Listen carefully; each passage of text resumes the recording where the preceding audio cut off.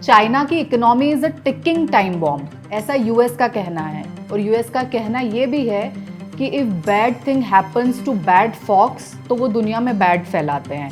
यानी कि अगर economy of China ticking time bomb है तो ये बॉम्ब कहाँ कहाँ फटेगा, just like 2019 we need to know in this video.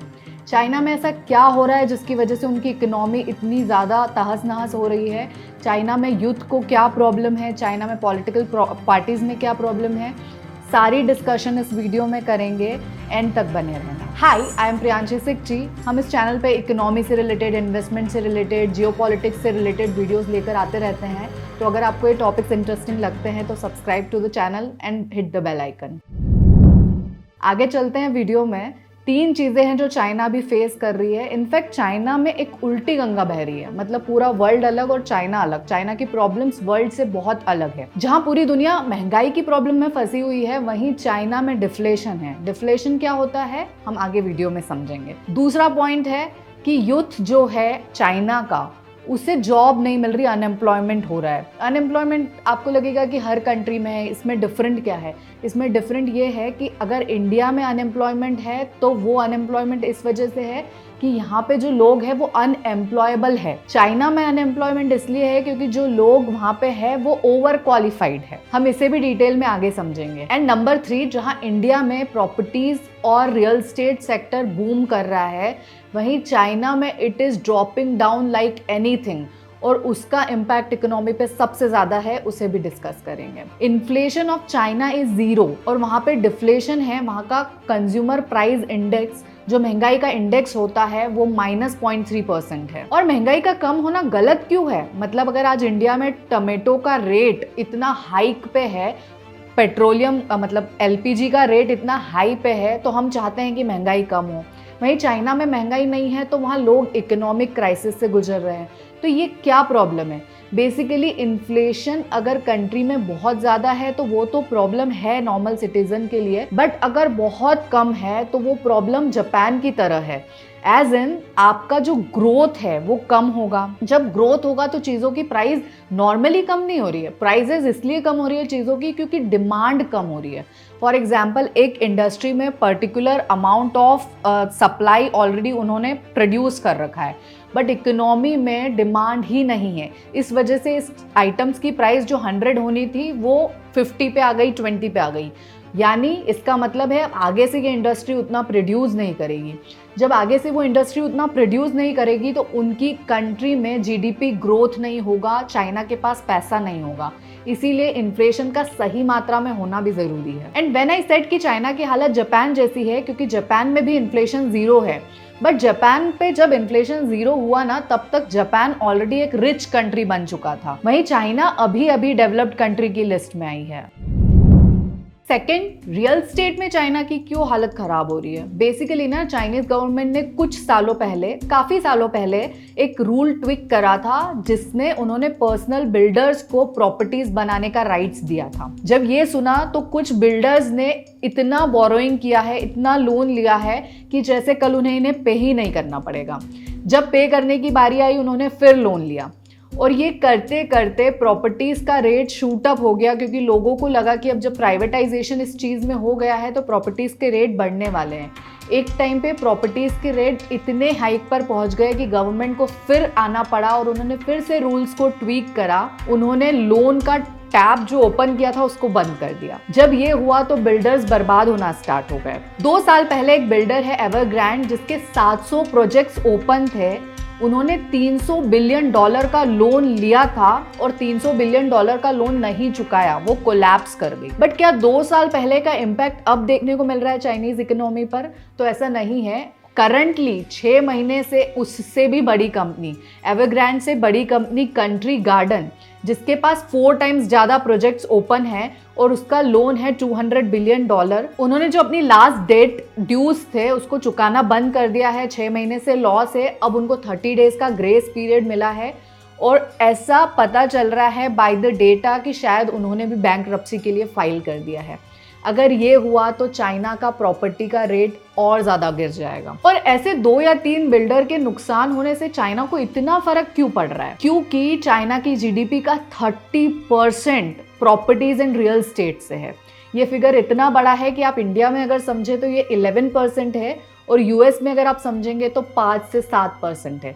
यानी कि उनके जीडीपी का 30% कंट्रीब्यूशन रियल स्टेट से है और वो रियल स्टेट सेक्टर ही पूरी तरीके से हिल चुका है। और इसकी वजह से ना क्या हो रहा है, जो लोग हैं उनको दिख रहा है कि उनकी बैलेंस शीट के असेट साइड में जो प्रॉपर्टीज है उसके रेट्स कम हो रहे हैं, बट जो दूसरी साइड में लाइबिलिटीज में लोन है उसकी वैल्यू एज इट इज है। तो लोग इस लोन को ना अपनी असेट्स बेच कर चुका रहे हैं, डीलिवरेजिंग कर रहे हैं, जिसकी वजह से और ज़्यादा प्रॉब्लम हो रही है इकोनॉमी में और ज़्यादा लोग असेट्स को निकाल रहे हैं। जितना पैसा, जो जनरली हम असेट कब बिल्ड करते हैं, घर कब खरीदते हैं, जब हमारे पास सरप्लस रुपए हो, पर यहाँ उनके पास सरप्लस रुपए की कोई सोर्स नहीं है। इनफैक्ट जो रुपए वो नॉर्मल बेसिक नेसेसिटीज़ के लिए अर्न कर रहे हैं उसको भी डीलेवरेज कर रहे हैं। और चाइना ने सिर्फ प्रॉपर्टी सेक्टर में प्रॉब्लम क्रिएट नहीं करी है, आईटी सेक्टर में भी करी है। हम सब जानते हैं कि जैक मा ने जब चाइनीज़ गवर्नमेंट के अगेंस्ट पब्लिक में कुछ बोला था तो उनका जो आईपीओ आने वाला था एंट आईपीओ कंपनी का, चाइना की गवर्नमेंट ने 2 दिन पहले उस आईपीओ को बंद करवा दिया। और उन्होंने देखा कि IT sector, gaming sector, video sector, इन सब सेक्टर में बहुत ज़्यादा लोग आगे बढ़ रहे हैं, तो उन्होंने स्टेप इन करके उनको भी कंट्रोल में ले लिया, जिसकी वजह से आईटी सेक्टर से ले ऑफ स्टार्ट हो गए, जॉब जनरेशन कम हो गया। और चाइना ने इस एम्प्लॉयमेंट जनरेशन का कम होना, अनएम्प्लॉयमेंट के बढ़ने पे चाइनीज़ गवर्नमेंट शी जिनपिंग का क्या कहना है। उन्होंने जून तक जब देखा कि 20% अनएम्प्लॉयमेंट है यूथ में, तो उन्होंने जुलाई में डेटा ही रिलीज़ करने से मना कर दिया। यानी कि अगर आप डेटा रिलीज़ नहीं करेंगे तो एम्प्लॉयमेंट तो ख़त्म नहीं होगा ना।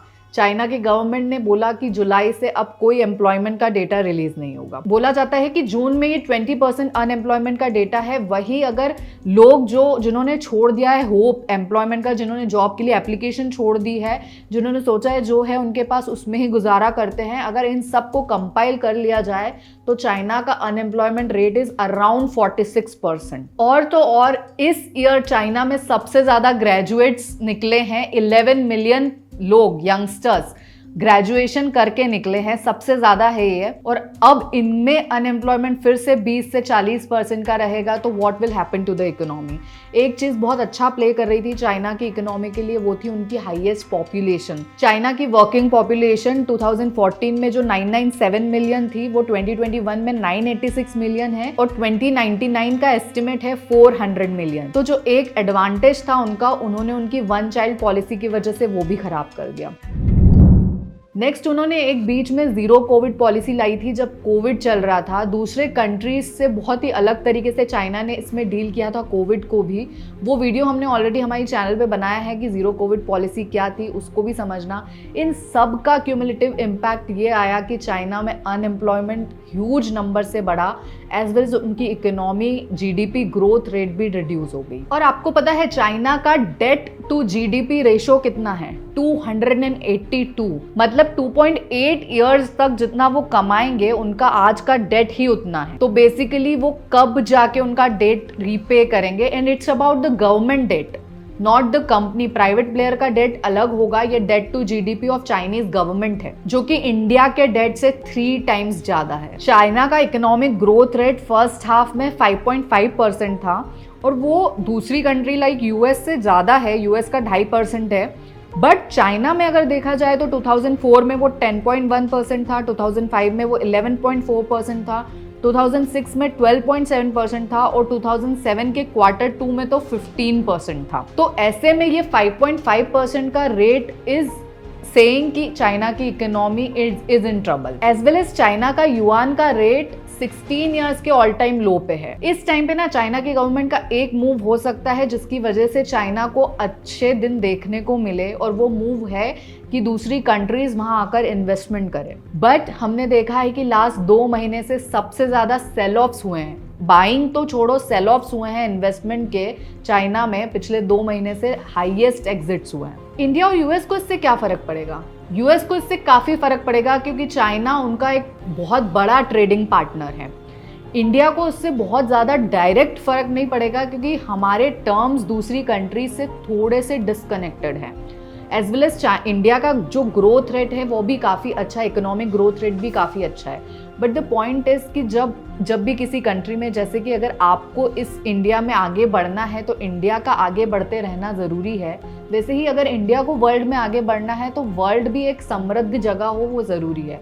सो चाइना की इस प्रॉब्लम का इम्पैक्ट डायरेक्टली तो इंडिया पे नहीं है, बट इनडायरेक्टली किसी टर्म्स में हो सकता है, बट यूएस पे इसका डायरेक्ट इम्पैक्ट पड़ने वाला है। अगर आपको ये वीडियो अच्छा लगा तो like the video, share it with your friends and subscribe to the channel.